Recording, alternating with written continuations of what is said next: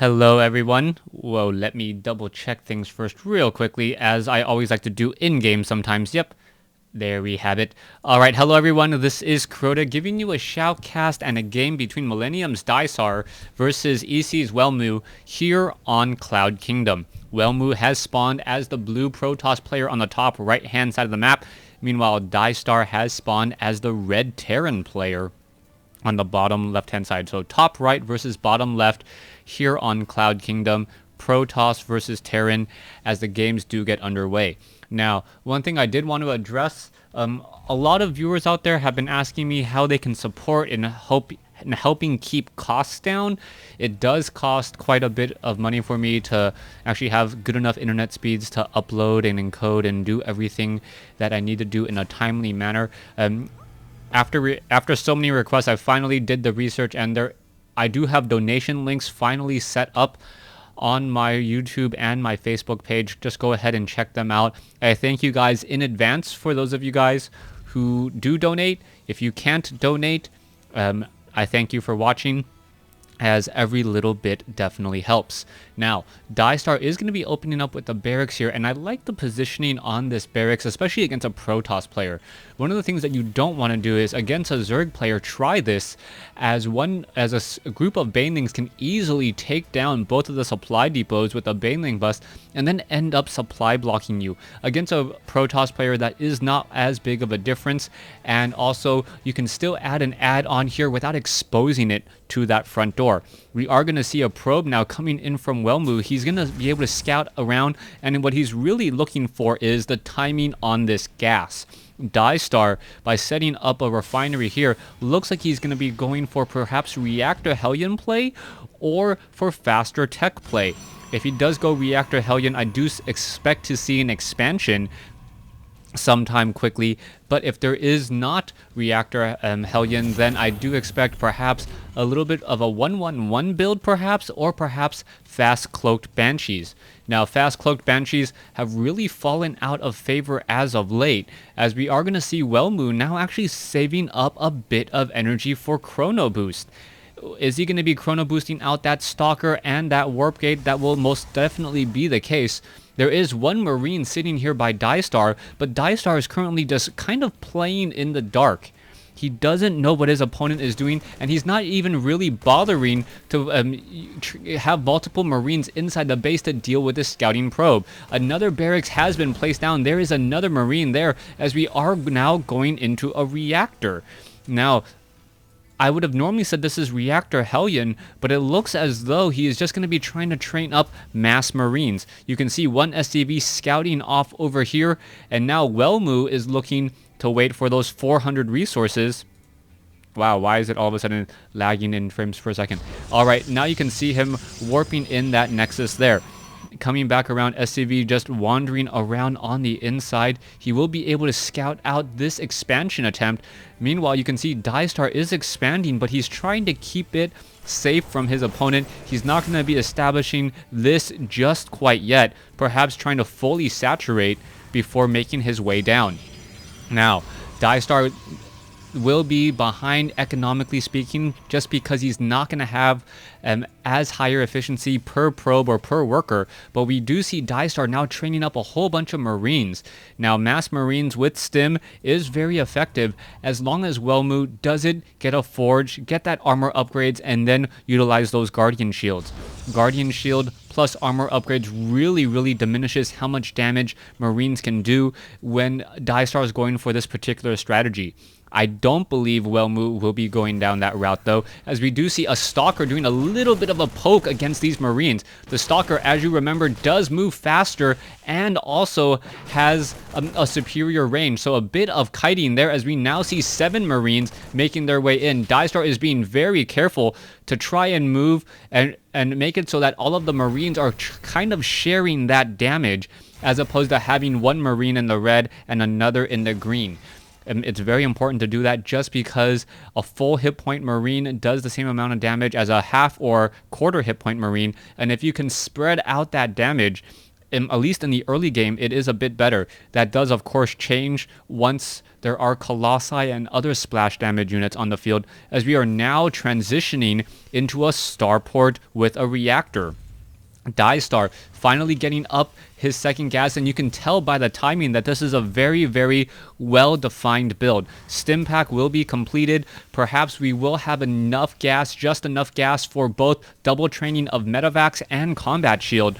The problem, though, is that Medivacs do need more than 200 gas a minute, more than one base, if you want to continually train this. You can see that we are going to go on the double of the Medivacs here. I am surprised. No, there we go. We should be seeing a Combat Shield here instead in just a moment, as we now see more and more units being trained here. Are we going to be seeing that Combat Shield, or are we going to be going for 4 Medivacs? It looks like we are going to be going for 4 Medivacs, but he is going to be going up against Colossi. Welmu is going to have perfect scouting information with this one observer and know what exactly his opponent is up to. Harvester count is 40 to 30, and this may just be too much for Diestar to overcome. Army compositions, Diestar is slightly higher in terms of minerals, but we are seeing a lot more units, and especially that one Colossus being added. Diestar may hit a very strong timing here, though. 2 Medivacs, Marines already on the move, Combat Shield now being researched. That is a bit delayed. Remember, there was about 20 to 30 seconds where I was surprised that Combat Shield was not being researched.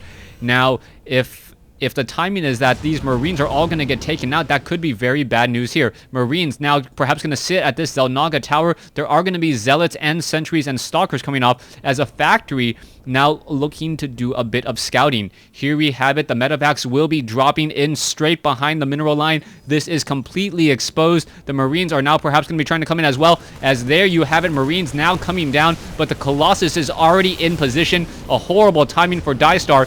Diestar now needing and being forced to retreat. One Medivac low on life, but both of them were not taken down.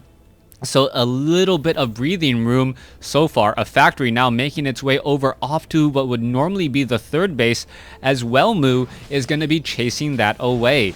Marines are all getting unloaded. Diestar now with 4 Medivacs. That Combat Shield has been completed. We are now going into concussive shells and transitioning into Vikings. Oh, a group of Marines should be able to get that Zealot. Yes, a free kill there. All it took was some energy from a Medivac, as the destructible rocks will get taken down.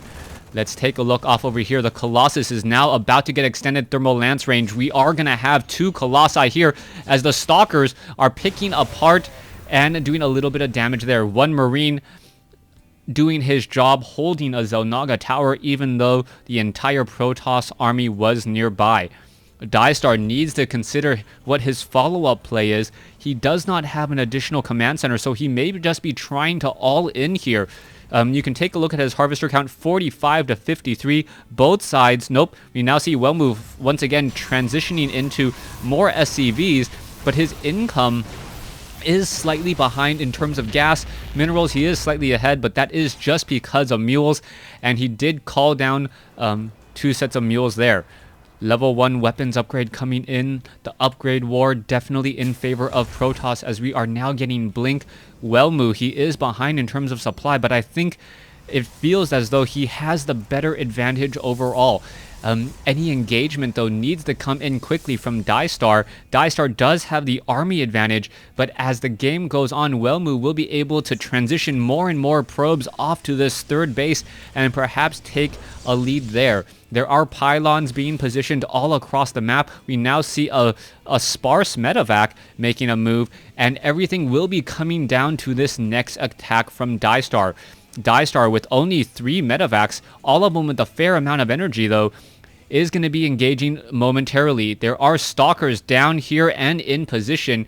Is the Medivac perhaps going to get spotted? I believe so, yes, just for a moment. And it may call back some of those units. It looks as though, no, nothing is responding. And this very, very small Medivac may come into play with only 3 Marines. How much damage is he really looking to do? More Vikings still being added. We are now reaching a critical number on Colossi with 4 Colossi.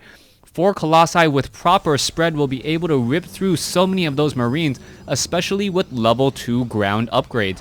Level 2 means instead of over level 0 upgrades, from 15 up to 19 damage per attack, meaning 38 damage if you don't account for armor. And this is still looking very, very interesting here. It was taken from the Zotac Cup, and it looks like Freyr just 2-0 Wade D, as we are going to be seeing this massive Bioforce now move out.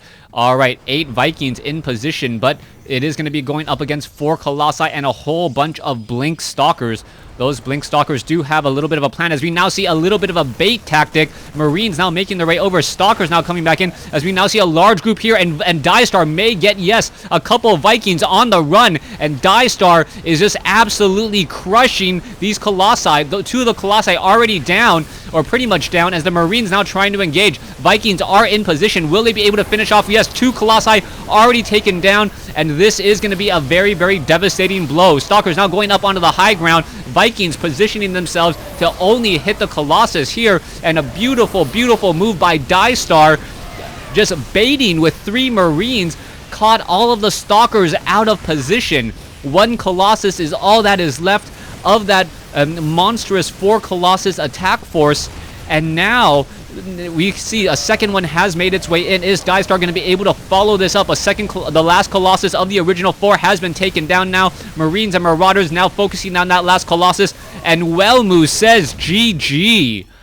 Very well played game by Diestar. It was really that bait and switch that caused Welmu to lose that game. You saw 1 medevac, 3 Marines, and what Diestar did was he attacked knowing perhaps that Welmu was going to move with all of his units at the same time. Stalkers are slightly faster than Colossus, so the Stalkers were able to engage there, and it left the Colossus pretty much exposed in the center. Diestar had a very good window of opportunity. He didn't even need to capitalize on it that much. There was a moment when the Vikings were just sitting around, could have easily taken down 2 of the Colossus before that first engagement went on, and perhaps weakened a third. As soon as Diestar pushed in here, the Stalkers were just desperately trying to come back, but all the Marines were already in a good position to really cover those Stalkers. This no man's land here was a very key critical part for Diestar, as the Stalkers couldn't get underneath those Vikings. By not being able to get underneath the Vikings, they could not focus fire the Vikings quickly enough, while the Vikings pretty much had free range. When those Vikings engaged, all the Colossus were either forced to run away from the Vikings, thereby exposing the Marines or exposing the Stalkers to the Marines and Marauders, or suffer the damage and hope to win out that war. I believe if you looked at the upgrades, it was 2-2 upgrades, or only, oh wow, hold on, let's take a look at an actual attack unit. It was 2-1 upgrades against 1-0 upgrades. There was no reason for Diestar to really win that battle except for superior positioning. Thanks for watching, thanks for listening. I hope you guys enjoyed Game 1. Please stay tuned for Game 2.